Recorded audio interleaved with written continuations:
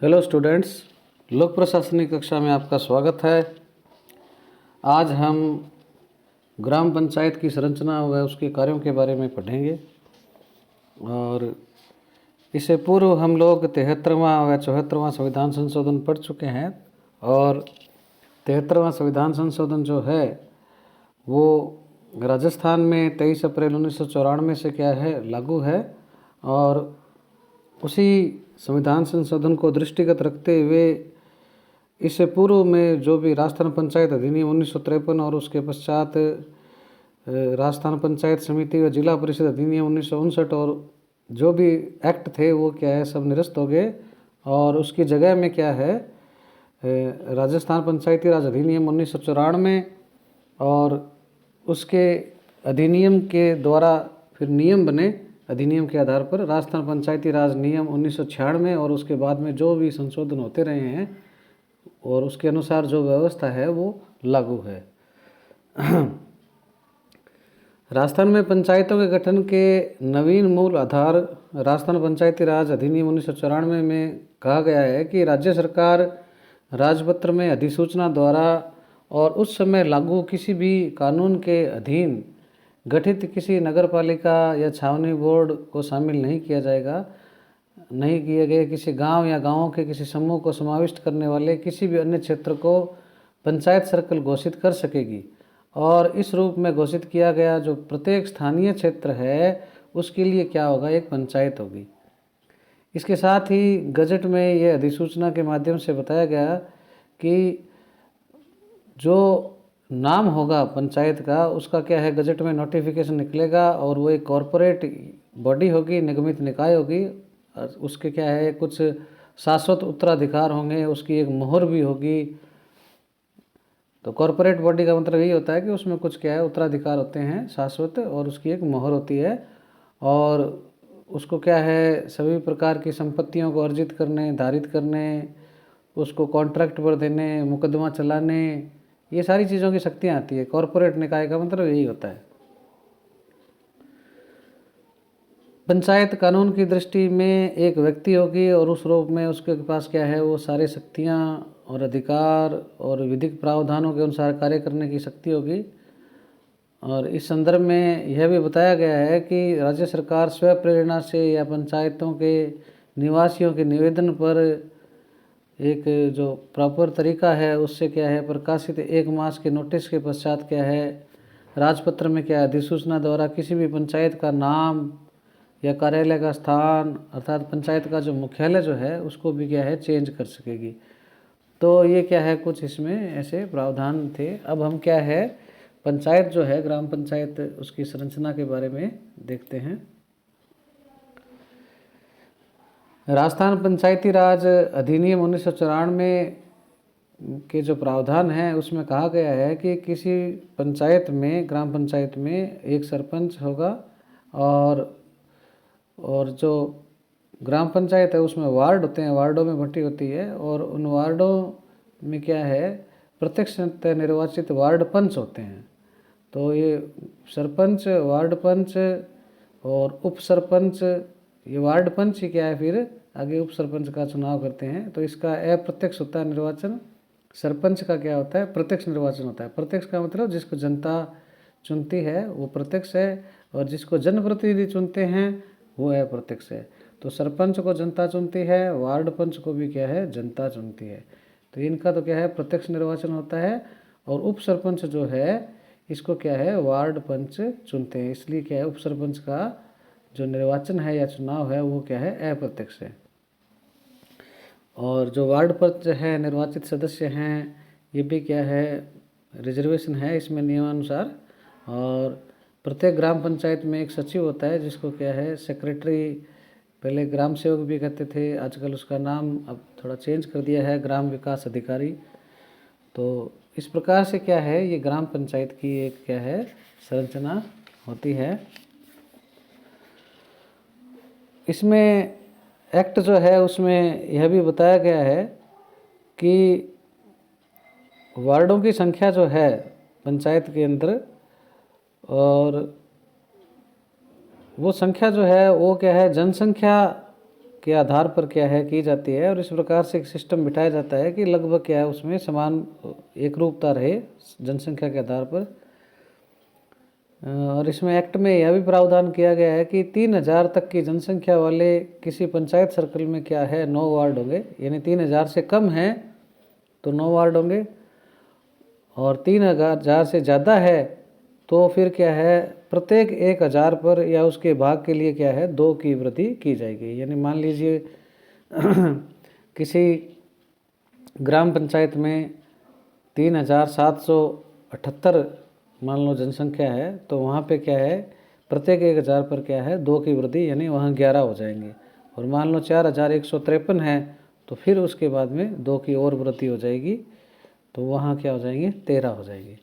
तो इस प्रकार से क्या है इसमें क्या है 3000 पर 9 है, और हर 1000 पर क्या है फिर 2 वृद्धि होती रहती है।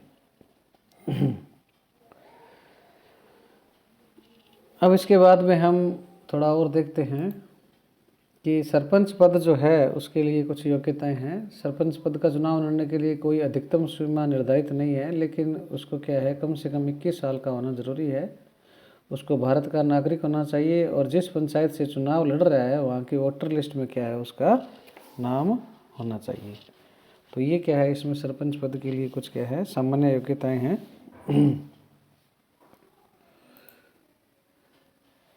इसके पश्चात हम देखते हैं कि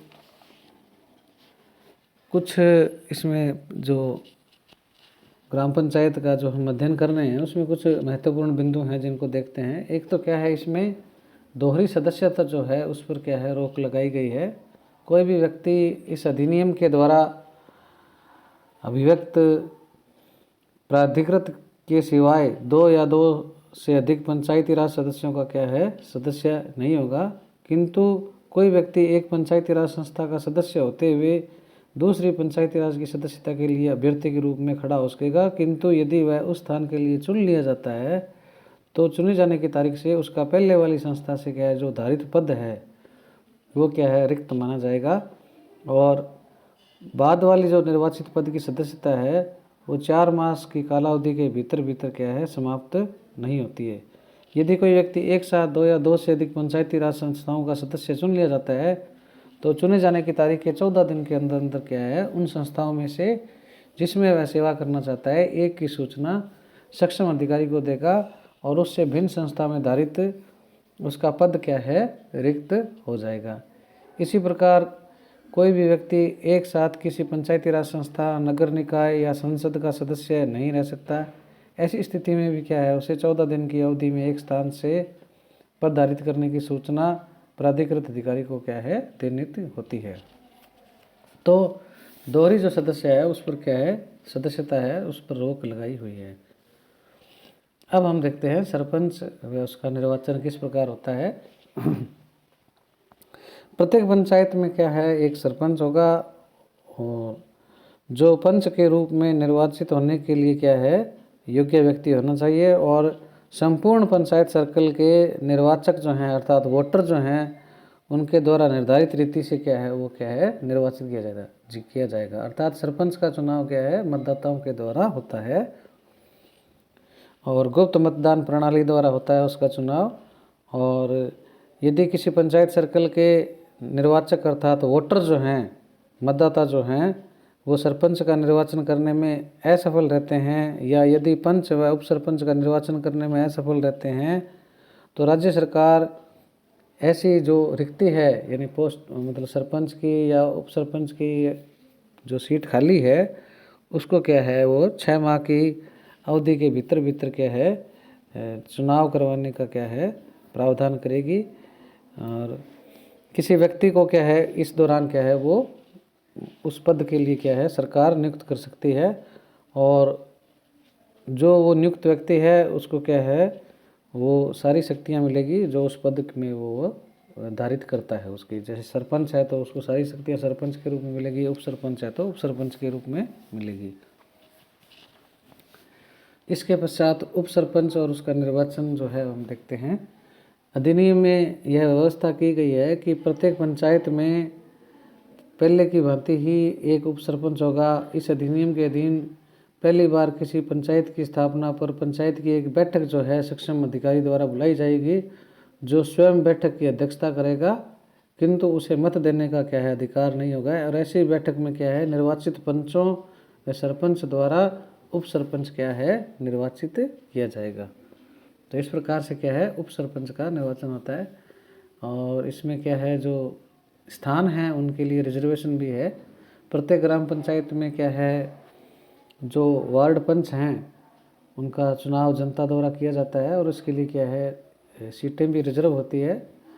और एससी है, एसटी है, ओबीसी है, महिलाएं हैं, उनके लिए क्या है जनसंख्या के अनुपात में क्या है स्थान आरक्षित होते हैं।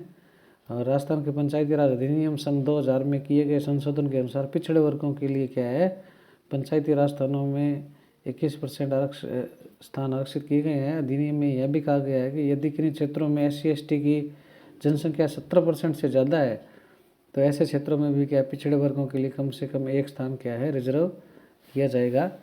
इसी प्रकार अधिनियम के संबंधित प्रावधानों के अधीन रहते हुए पंचायतों में क्या है महिलाओं के लिए कम से कम क्या है आधी सीटें जो है वो क्या है रिजर्व रहेगी।